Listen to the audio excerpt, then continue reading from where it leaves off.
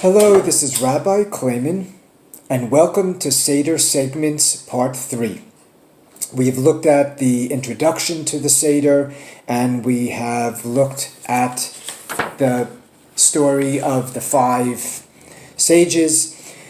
Now we are going to take a look at, for me, one of the most important and invaluable stories in the Seder, but one which I believe also attests to the brilliance of Jewish tradition, and that concerns the 4 children. I know that many of the traditional Haggadah texts talk about 4 sons, but we are a people of men and women, and certainly include everybody in this story. One of the most brilliant overall aspects of the Seder is that we tailor much of it to our families and to our children. We find ways to be inclusive of everybody so that we can enjoy the Seder together and no one has to fall asleep out of boredom. The 4 children is a perfect illustration of this brilliance. And if I were to offer a modern generation of parents or educators a guide to parenting or a guide to educating children, I would include the story of the 4 children in this manual. The 4 children are based on 4 instances in the Torah where the Torah says something to the effect of, and when your children come to ask you, when your child comes to ask you something about Passover, this is how you will respond.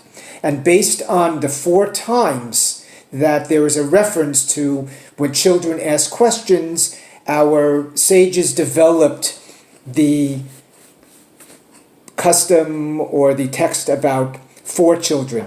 Each child represents a different kind of learning, a different level of interest. And think about it. When we work with our children, whether as parents or as educators, what's so important is that we consider the level of interest, the level of knowledge, the level of ability of each child, and we respond to that child accordingly. We cannot educate every child in the same manner, and we cannot parent each child in the same manner. Each one has to be according to a level of interest. So here are the 4 children, and the traditional interpretation I'll give first. The Chacham, the wise child, but what makes this child wise is that the child is interested, poses a very serious question, and the response that we offer is a serious one. Then is the Rasha, often translated as wicked, but I don't think wicked in the modern sense of evil. Many translations talk about this child as being a contrary child, the one who disagrees. I think if there's any element of wickedness, it's the intent to be excluded from the people. It's not the individual, him or herself, but rather the total indifference, or I would even, not indifference, I would say antipathy, when it comes to considering oneself part of the Jewish people. That's what makes the Rasha stand out. This child says, what does all this mean to you? I don't care. I'm not involved in it. It is yours. It is not mine. The child perhaps is a little bit cynical, and so we respond to this child also by reminding this child that if he or she were in Egypt, that child would not be liberated. The third one is the Tam, the simple one, who asks a very simple question, and we respond with a simple answer. And the fourth is the child who can sheino yodei lishol, who cannot ask a question, and traditionally we refer to this child as the young one, the child who is perhaps a baby, still a toddler, not able to formulate a question. However, there have been other ways to interpret these 4.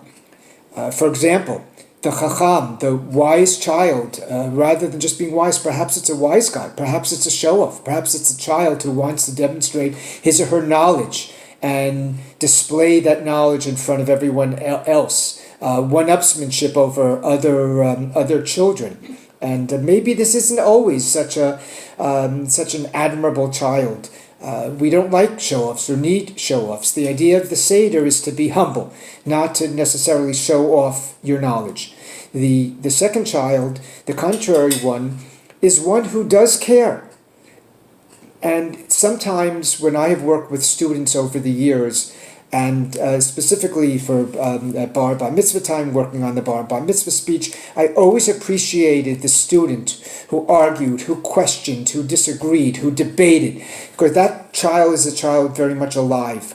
I appreciate this second child because I think it's a child who is willing to probe, willing to ask, willing to push us, willing to make us work harder to try to uncover responses. The third child, the Tom, may not just be a simple child, say not as well educated at this point, not as interested. Maybe it's a child who is just amazed. The Tom refers to Noah and can be understood as in the sense of purity. One who is so overwhelmed and so appreciative of the world that he or she looks out and says, "What is all this magnificent world?" It's an expression of wonder rather than being a simplistic kinds of question.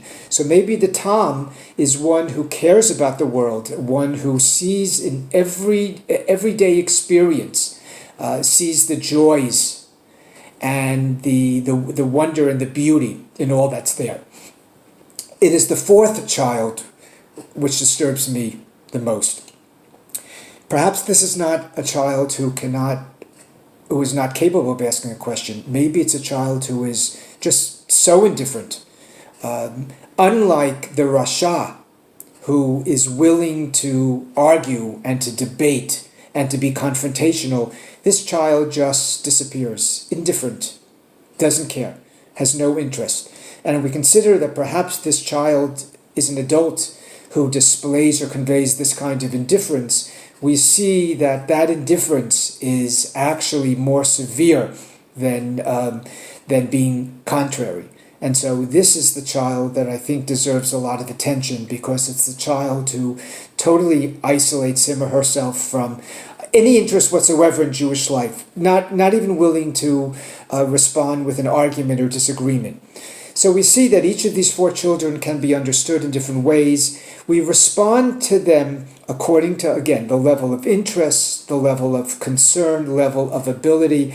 And in that way, as parents or as educators, we can direct our questions, our responses, our thoughts to each child according to his or her needs. It's a brilliant way to look at the story, to be inclusive of everybody, and to recognize that it is our responsibility to respond to each child in a fitting manner. So again, Chag Kasher v'Sameach.